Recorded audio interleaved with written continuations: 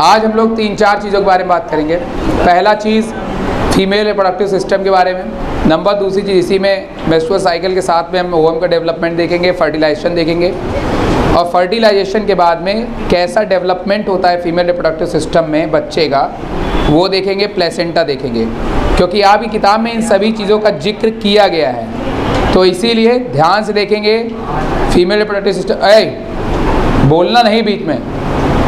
Female reproductive system तभी आपको समझ में अच्छे से आ जाएगा जब आप इसको देख लेंगे। तो फीमेल रिप्रोडक्टिव सिस्टम हो, वहाँ पे हम देखेंगे तो आपको चारों तरफ ये जो दिखाई दे रही वाइट कलर की, ये बोन्स है। ये बोन्स है। फीमेल का रिप्रोडक्टिव सिस्टम एक बोन्स के अंदर पूरा मौजूद होता है, जिसे हम लोग पेल्विस कहते हैं। क्या कहते हैं? पेल्विस कहते हैं। इसी पेल्विस बोन के अंदर मौजूद होता है आपका फीमेल का रिप्रोडक्टिव सिस्टम। जनरली एक्सटर्नली तरीके से अगर हम देखें तो फीमेल रिप्रोडक्टिव सिस्टम, ये एक्सटर्नल व्यू है इसका, जो हमें बाहर से देखने को मिलता है। बट अगर हम इंटरनली स्ट्रक्चर को देखें तो ये वो स्ट्रक्चर जो हमें दिख नहीं सकता है बाहर से, ये इंटरनल स्ट्रक्चर है फीमेल रिप्रोडक्टिव सिस्टम का। ठीक, यहाँ पे फीमेल रिप्रोडक्टिव सिस्टम के अंदर हम सबसे पहले आपको दिखाते हैं कि पेल्विस के अंदर ही फीमेल के सारे पार्ट मौजूद होते हैं। एग्जाम्पल के तौर पे यहाँ पे आपको जो छोटा सा एरिया दिखाई दे रहा है, इसको हम लोग ओवरी कहते हैं। क्या कहते हैं? ओवरी। ओवरी को देखने के लिए भाई तुमको थोड़ा सा इसको जूम करना पड़ेगा। ऐसा ये पीछे साइड में आपको ये चीज़ जो दिखाई दे रही है यहाँ पे, ये आपकी है ओवरी। क्या है? ओवरी है। ये आपकी ओवरी है। ठीक है, उसने एंगल को चेंज किया है तो बता दे रहा हूँ आपको, ये ओवरी है जो फीमेल में होती है। और ये टोटल एक पेयर, मतलब 1 पेयर जो है वो आपको देखने को जो है वो मिल जाती है। ठीक है, अब यहाँ देखो इधर साइड में, तब तुम देखोगे तो ये हमारा यूट्रस है। क्या है? यूट्रस। यूट्रस सब लोग जानते हो, बताने की जरूरत नहीं, ये आपका यूट्रस है, ये वाला एरिया। ठीक, ये आपकी है फैलोपियन ट्यूब। क्या है? Fallopian tube. ये आपकी हो गई ओवरी। क्या हो गई? ओवरी। ओवरी।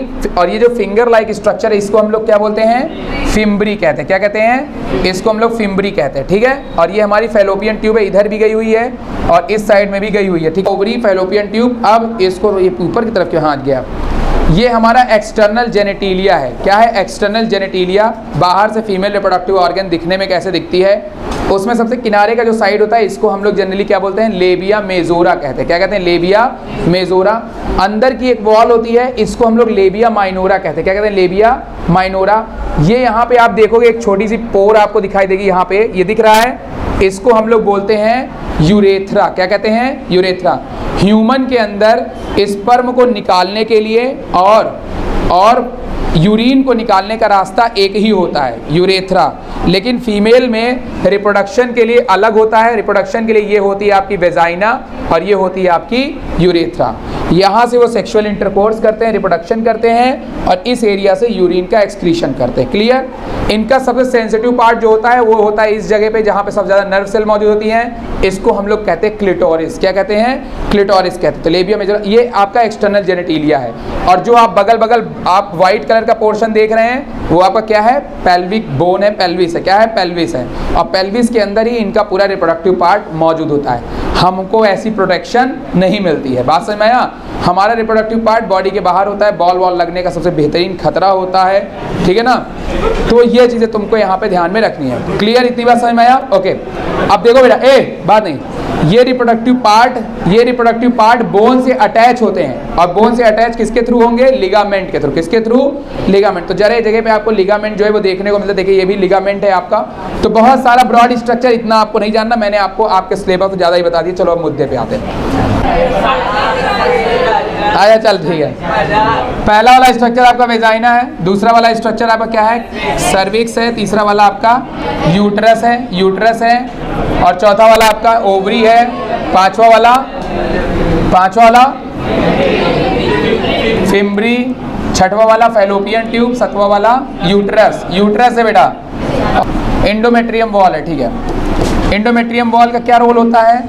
आपको बताया था ना, जब मेंस्ट्रुएशन में जो ब्लीडिंग होती है उसमें किसकी टिश्यू होती है? एंडोमेट्रियम वॉल की टिश्यू होती है। छठा वाला फैलोपियन ट्यूब भी है, चौथा वाला ओवरी है। ठीक है, डन। आगे बढ़ते हैं, नेक्स्ट चलते हैं। देखिए बेटा, अब यहाँ पे कुछ इंपॉर्टेंट पॉइंट है। ये आपको दिखाई दे रही है ओवरी। क्या है? ओवरी। और ओवरी के अंदर किसका डेवलपमेंट हो रहा है? ओवम का डेवलपमेंट होगा। ओवरी के अंदर स्पर्म का डेवलपमेंट कैसे करवाओगे? ओवरी के अंदर ओवम का डेवलपमेंट होगा। तुम्हारी एनसीईआरटी में साफ साफ लिखा है, ओए बात नहीं करना है भाई, तुम्हारी एनसीईआरटी में साफ साफ लिखा है कि फीमेल के अंदर ओवरी बन के मतलब ओवम बन के तैयार, एग सेल बन के तैयार हो जाती है बिफोर बर्थ, और आफ्टर बर्थ उनका क्या होता है? डेवलपमेंट होता है। इस बात को आप नोट कर लो है, सभी लोग ध्यान दो। फिर से लाइन जो मैंने बोला, मैंने कहा कि तुम्हारी एनसीईआरटी के अंदर लिखा हुआ है कि हमारे ओवम जो है या एग जो है वो बिफोर बर्थ बन के तैयार हो जाती है, आफ्टर बर्थ उनका क्या होता है? डेवलपमेंट होता है। और डेवलपमेंट कब होता है? जब वो पुबर्टी की स्टेज में पहुंच जाती हैं। तो हर महीने मेंस्ट्रुअल साइकिल चलता है और एक ओवम का डेवलपमेंट होता है। अगर फर्टिलाइजेशन हुआ तो वहीं पे चीज़ क्या हो जाएगी? मेंस्ट्रुअल साइकिल रुक जाएगी। नहीं हुआ तो फिर से नई ओवम का डेवलपमेंट होना शुरू हो जाएगा। ठीक, जब ओवम का डेवलपमेंट होता है या जब आपकी मेंस्ट्रुअल साइकिल चलती है तो उसके 1 से लेके 5 दिन तक जो ब्लीडिंग होती है, ब्लीडिंग में यही इंडोमेट्रियम वॉल जो होती है उससे टिश्यू भी निकलती हैं। केवल ब्लड नहीं निकलता है, उससे क्या निकलती हैं? इंडोमेट्रियम टिश्यू निकलती हैं। क्यों निकलती हैं? ये भी ध्यान सुनो, ये भी तुम्हारे एनसीईआरटी में मेंशन। सीधे बैठो यार, सीधे बैठिए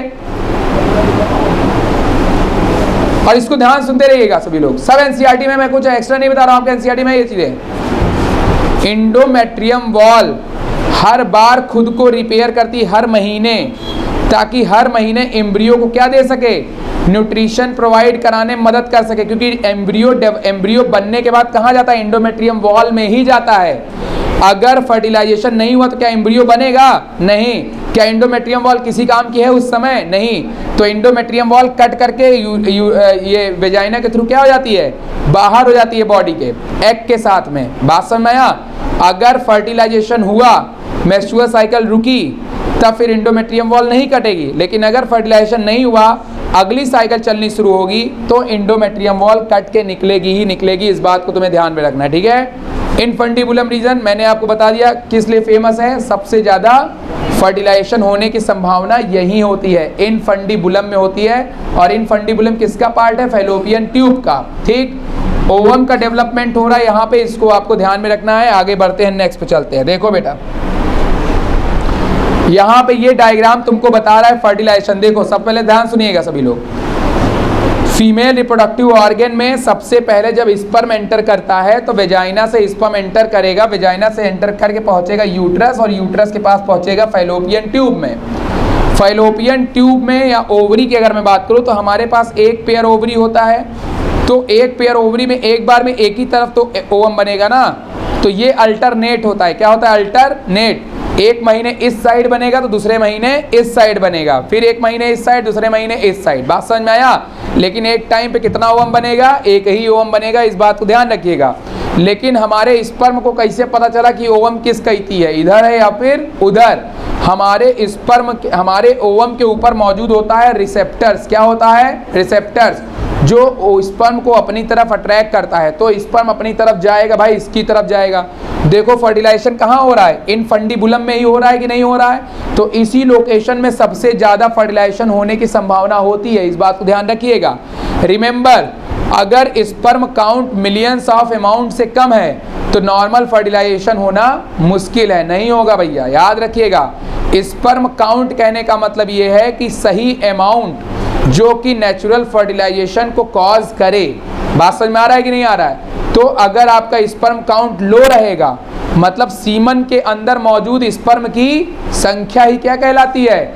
स्पर्म काउंट कहलाती है। समझो मेरी बात। जो फीमेल के अंदर गया वो स्पर्म नहीं था, वो क्या था? सीमेन था। क्या था? सीमेन था। सीमेन में मौजूद स्पर्म की संख्या ही कहलाती स्पर्म काउंट। मान लो, ठीक, स्पर्म काउंट अगर लो होगा तो नॉर्मल फर्टिलाइजेशन होना मुश्किल है। तब तुम्हें किसका सहारा लेना पड़ेगा? IVF का सहारा लेना पड़ेगा, इन विट्रो फर्टिलाइजेशन का सहारा लेना पड़ेगा, अदर टेक्निक्स है। नहीं तो फिर थोड़ा हेल्थ अच्छा करो। अगर थोड़ा मोड़ा स्पर्म काउंट लो है तो जा करके IVF सेंटर में दिखाओ, तुमको कुछ हाइजीन बताएगा, एक्सरसाइज बताएगा, उसको करो, चीज़ें रिक्रूट हो जाएंगी, दोबारा नॉर्मल नेचुरल हो जाएगा सारी चीज़ें। अगर नहीं कर पा रहे हो तो फिर दिक्कत तो आएगी भाई साहब, हो सकता है ना। तो यहाँ पे ध्यान दीजिएगा मेरी बात। तो यहाँ पे मिलियंस ऑफ स्पर्म्स होते हैं और ये मिलियंस ऑफ स्पर्म्स, जितने ज़्यादा स्पर्म होंगे उतने ज़्यादा अच्छे स्पर्म हिट करने के चांसेस ज़्यादा होंगे। रिमेंबर बेटा, याद रखिए, किसी रेस में अगर केवल 3 लोग भागेंगे तो अंधों के बीच में काना राजा हो जाएगा। मेरी बात समझ में आया मैं क्या कहना चाहता हूँ? 3 में कोई ना कोई फर्स्ट सेकंड थर्ड तो होबे करेगा। मान लो मैं इसी में से तीनों गधे बच्चों को निकाल दूँ और उन्हीं का टेस्ट ले लूँ, उसी में फर्स्ट सेकंड थर्ड कर दूँ, तो वो तो बेकार का बेकार है। मेरा जहाँ नंबर ज़्यादा होता है वहाँ पे कंपटीशन अच्छा होता है, और जो इस कंपटीशन में जीतेगा, मतलब जो पूरी तरह से परफेक्ट स्पर्म होगा, वही सबसे पहले जा करके आपके ओवम को क्या करेगा? हिट करेगा। सीधी सी बात, जिस स्पर्म में कमी होगी वो तेजी से भाग ही नहीं पाएगा। स्पर्म भागता कैसे है? क्योंकि स्पर्म के पास होती है टेल। क्या होती है? टेल होती है। आइए स्पर्म के स्ट्रक्चर की तरफ एक बार नजर डाल लेते हैं। जैसे देखिए बेटा, स्पर्म को अगर तुम लोग देखोगे तो स्पर्म के ऊपर कुछ इस तरीके से एक स्ट्रक्चर होता है, फिर यहाँ पे उसका जेनेटिक मटेरियल होता है, यहाँ पे उसका माइटोकॉन्ड्रिया होता है, और इस रीजन में उसकी टेल होती है। बात समझ में आया? ये जो रीजन देख रहे हो, इस रीजन में मौजूद होता है एक्रोजोम। क्या मौजूद है? एक्रोजोम। एक्रोजोम के पास में वही एंजाइम मौजूद है जो एंजाइम किसके पास मौजूद था? लाइसोसोम के पास। और वो एंजाइम क्या काम करता था? तोड़ फोड़ करता था, बताया था आपको। तो एक्रोजोम जब जाता है ओवम के ऊपर, तो ओवम तो कवर है ना, तो उसके कवर को क्या कर देता है? फ्यूज कर देता है, मतलब उसके कवर को ब्रेक करेगा और अपने अंदर जेनेटिक मटेरियल को ट्रांसफर कर देगा। जेनेटिक मटेरियल को ट्रांसफर करने के बाद फर्टिलाइजेशन होगा, और फर्टिलाइजेशन के किससे डेवलपमेंट होगा? एम्ब्रियो। बात समझ में आई कि नहीं आई? फिर सुन लो मेरी बात, कायदे सुन लो, ढंग सुन लो, ढंग सुन लो, ठीक है? चलो फिर सुन लो। और जितने लोग शुरुआत वाला लेक्चर मिस किए हैं उसमें मैंने 3D स्ट्रक्चर बताया, बहुत धांसू स्ट्रक्चर दिखाया था। ऐसा वीडियो बना हुआ है, मैं भेज दूंगा, देख लेना भाई। धांसू वीडियो बना दिया था आज मैं। शुरुआत से सुनिए, ध्यान सुनिए, समझ में आएगा। मैंने ये कहा कि वेजाइना से स्पर्म एंटर करेगा through the process of coitus या सेक्सुअल इंटरकोर्स। सेक्सुअल इंटरकोर्स को करने के लिए पेनिस या मेल पार्ट का पेनिस रिस्पॉन्सिबल होता है, और जो स्पर्म बाहर इजैकुलेट होता है, इजैकुलेट मतलब बाहर निकलता है, वो किसके थ्रू निकलता है?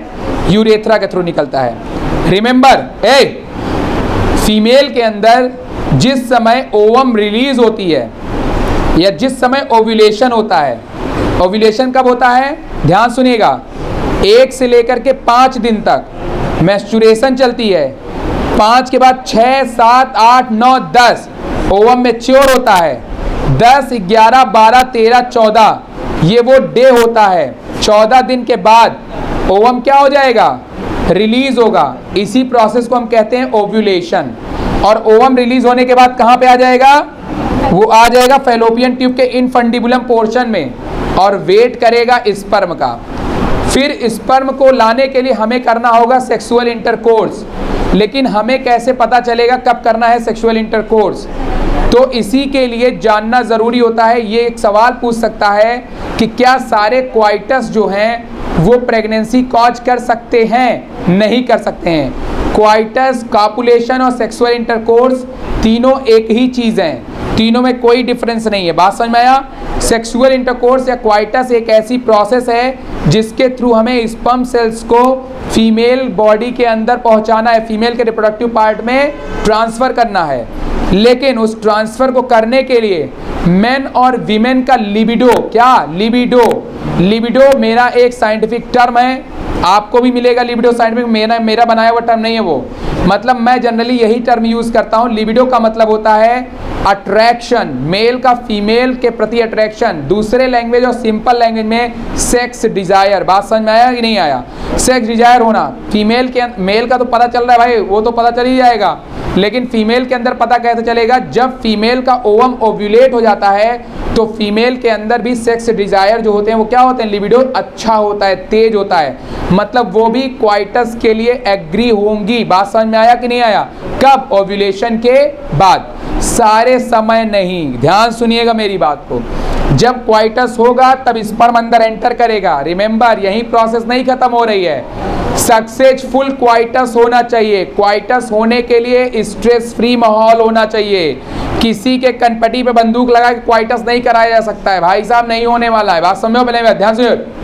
क्वाइटस होने के लिए, एक सक्सेसफुल क्वाइटस होने के लिए, उसके लिए या फिर एक अच्छे से हाँ ठीक है, तो तो ऐसे सिचुएशन में नॉर्मल दिमाग स्थिर हो, सब कुछ सही हो, बढ़िया अच्छा माहौल हो, रोमांटिक माहौल हो, तभी सारा काम हो सकता है। आगे बढ़ते हैं, नेक्स्ट चलो।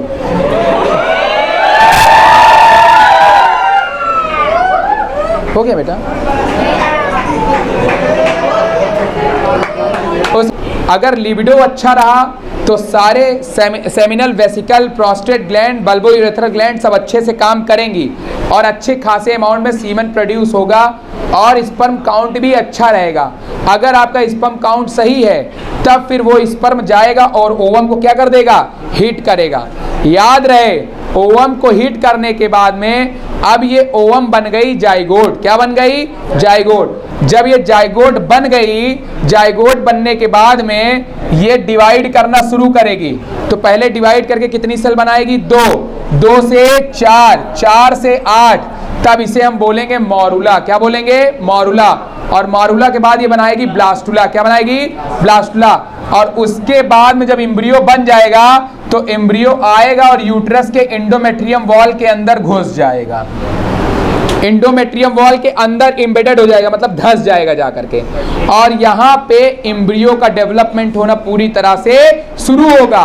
और जब एम्ब्रियो डेवलप करेगा तो मंथ के हिसाब से 3 month, 3 month, 3 month known as trimesters, इन्हीं ट्राइमेस्टर के हिसाब से, इन्हीं ट्राइमेस्टर्स के हिसाब से बच्चे के अंदर ऑर्गन का क्या होगा, डेवलपमेंट होगा। सुनिए, जाइगोट बना, इतना महत्वपूर्ण ज्ञान दे रहा, तुम जाओगे इमरान हाशमी से ज्ञान लेने के लिए यार, सॉरी। अरे चुप रहो यार पागल।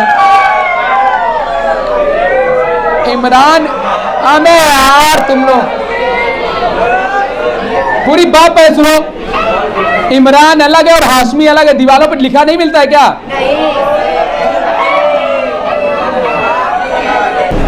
दीवालों पे जो लोग ये भ्रमित करके लिखते हैं, जब तुम्हारे पास ज्ञान नॉलेज नहीं होगा ना, तुम इन्हीं के पास जाओगे, इन्हीं तंत्र मंत्र के पास जाओगे। इसीलिए बता रहा हूं, ध्यान सुनिए, इसीलिए तुमको ये चैप्टर पढ़ाया जा रहा है बेटा, ताकि तुम जान लो, चीजों को थोड़ा समझ लो। हाशमी के पास मत पहुंच जाओ और हंसो मत। नहीं देखो, तुम्हारा नजरिया कम है, तुम्हारा नॉलेज कम है। हर दीवार पे लिखा मिलेगा, वहां पे लिखा मिलता है धातु का पतला होना, स्वप्न दोष का होना। फिर चिल्ला लो, फिर चिल्ला लो, फिर चिल्ला लो।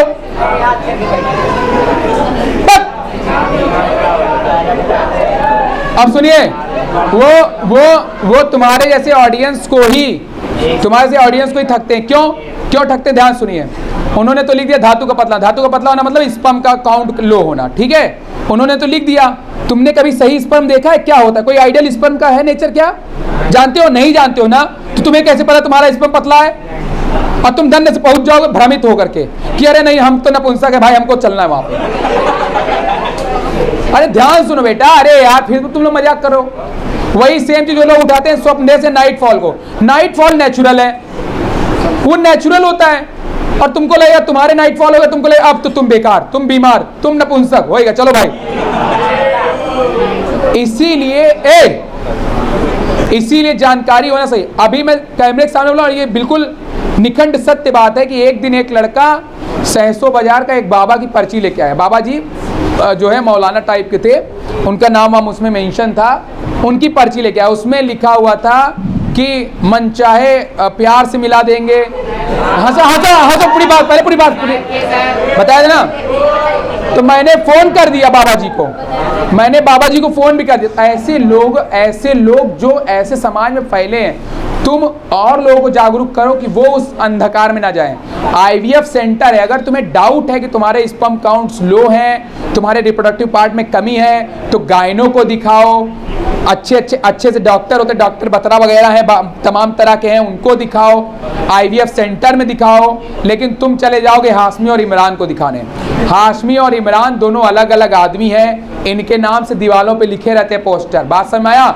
और इसी के ऊपर बेस्ड पिक्चर बनी हुई थी। ओ माय गॉड, गधों, अगर नहीं देखा, जो ये जिसमें ये था अक्षय कुमार वाला था, उसमें देखो लड़का भ्रमित हो जाता है, वो चीजें हैं। चलो अब खैर मुद्दे पे। बस जब फर्टिलाइजेशन हुआ, फर्टिलाइजेशन होने के बाद में एम्ब्रियो बनेगा। क्या बनेगा? एम्ब्रियो। फर्टिलाइजेशन के बाद जाइगोट, जाइगोट के बाद एम्ब्रियो, जाइगोट के बाद फिर वो एम्ब्रियो कहाँ जाएगा? यूट्रस में। कहाँ जाएगा? और यूट्रस में उस एम्ब्रियो से डेवलपमेंट होगा ऑर्गन का। किसका डेवलपमेंट होगा? और बेबी बनेगा, और उसी समय बेबी के बनते टाइम ही उसमें से निकलेगी अम्बिलिकल कॉर्ड, और वो अम्बिलिकल कॉर्ड जाएगी और फीमेल के यूट्रस से जुड़ जाएगी, फीमेल के यूट्रस के अंदर मेम्ब्रेन से जुड़ेगी, और फीमेल से क्या लेगी? न्यूट्रिशन। ध्यान से देखिएगा, नेक्स्ट स्लाइड में वही है। यहाँ देखिए बेबी के बनने का पूरा क्रम देखिए। ये देखिए एग है, जाइगोट, जाइगोट के बाद देखिए 2, 4 साल 8 ऐसे तो चली आ रही, देखो डेवलपमेंट, और फिर इस तरह से फाइनल बेबी बना और फिर बर्थ हो गई। बात समझ में आ रहा है ना? खैर इसको उतना, अब इधर देखिए ये है प्लेसेंटा। क्या है? प्लेसेंटा। यहाँ पे देखिए बेबी बना हुआ है, बेबी के क्या बनी हुई? Umbilical cord. क्या बनी? Umbilical cord. ध्यान सुनिएगा मेरी बात को। और ये अम्बिलिकल कॉर्ड के आगे एक प्लेट लाइक स्ट्रक्चर होता है जिसे हम प्लेसेंटा कहते हैं। क्या कहते हैं? प्लेसेंटा। इस प्लेसेंटा के अंदर अम्बिलिकल कॉर्ड के विली गए होते हैं। ये इनको क्या कहते हैं? विली। क्या कहते हैं? विली। और ये वर्ड मेंशन है कहाँ? एनसीईआरटी में। ध्यान सुनिएगा, यहां पे गए हो विली। विली कहां मौजूद है? प्लेसेंटा में। कहां मौजूद है? प्लेसेंटा में। और ये आ रही है मदर की ब्लड। किसकी ब्लड आ रही है? मदर की ब्लड आएगी, और इसी विली में आकर के मदर की ब्लड से जो भी न्यूट्रिशन होगा ये विली क्या कर लेंगे? उसको एब्जॉर्ब कर लेंगे, और उसको किसके पास भेज देंगे? बेबी के पास भेज देंगे। बात समझ में आ रहा है कि नहीं आ रहा है? मदर से केवल और केवल न्यूट्रिएंट बच्चे के अंदर आता है, ब्लड अंदर नहीं आता है। ध्यान रखिएगा, हमेशा जब भी अंदर आएगा बच्चे के अम्बिलिकल कॉर्ड के थ्रू, वो न्यूट्रिशन अंदर आएगा, ब्लड अंदर नहीं आएगा। जब बच्चा न्यूट्रिशन लेगा तो बच्चा वेस्ट भी बाहर निकालेगा, और केवल यही नहीं होता, केवल न्यूट्रिशन ही, उसमें ऑक्सीजन भी होता है। क्या होता है? ऑक्सीजन। जब ये ऑक्सीजन लेगा और न्यूट्रिशन लेगा तो वेस्ट बाहर निकालेगा। जब ये वेस्ट बाहर निकालेगा तो जो नीली वाली वेसल है वो इसके वेस्ट को ले जाकर के मदर के अंदर छोड़ देगी। बात समझ में आया? मदर से न्यूट्रिशन को लेना और वेस्ट को मदर को देना, ये काम किसका होता है? प्लेसेंटा का। किसका होता है? प्लेसेंटा का। फिर सुन लो बेटा, ध्यान सुन लो, एक बार और बता दे, ध्यान से देखिए। ये है एग, देखिए एग, फिर बन गया एम्ब्रियो। एम्ब्रियो बनने के बाद गया यूट्रस के अंदर जाएगा। यूट्रस के अंदर ये एम्ब्रियो बन चुका है, ढेर सारी सेल बस ये यूट्रस, देखो यूट्रस के अंदर गया, यूट्रस के अंदर, और यूट्रस के अंदर देखो अब बेबी बनना शुरू होगा। देखो सारी सेल्स अब बेबी बनना शुरू होगा। देखो ये देखो चली गई इंडोमेट्रियम वॉल के अंदर, अब बेबी बनना शुरू। देखो हार्ट बन चुका है, देखो धड़क रहा है, ठीक है। अब देखो अम्बिलिकल कॉर्ड बन चुकी है, अम्बिलिकल कॉर्ड बन चुकी है, यहाँ पे देखो ये बन चुकी है अम्बिलिकल कॉर्ड, ये ठीक है बेटा। यही सारे छेद से तुम भी आए हो, अलग से नहीं आए हो तुम।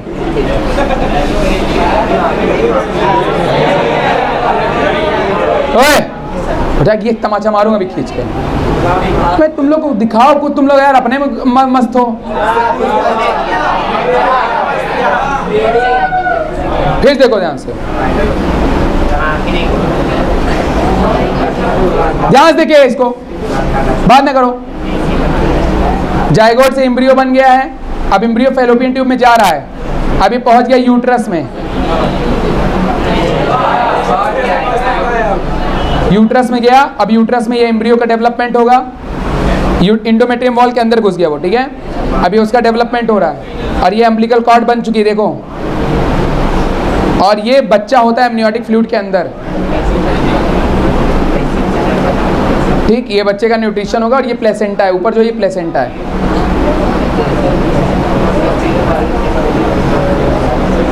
देखो ये 6 महीने का बच्चा हो गया, जब पैर आ गया इसका मतलब बच्चा 6 महीने का हो गया, तब ये पैर वैर मारना शुरू करता है 6 महीने में, सेकेंड ट्राइमेस्टर। हाँ वाह बेटा ना किया करो, बता रहे हैं ज़्यादा।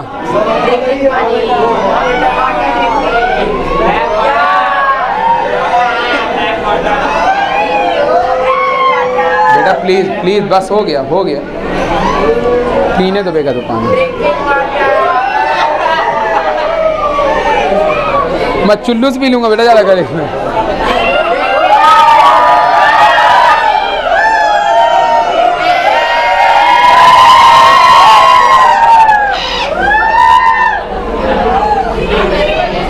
नालाद के बस इसको खत्म करके छोड़ता हूँ मैं। देखिए बेटा, ये आपका एम्ब्रियो से बन गया बेबी या फीटस, इसको हम लोग क्या बोलते हैं? फीटस।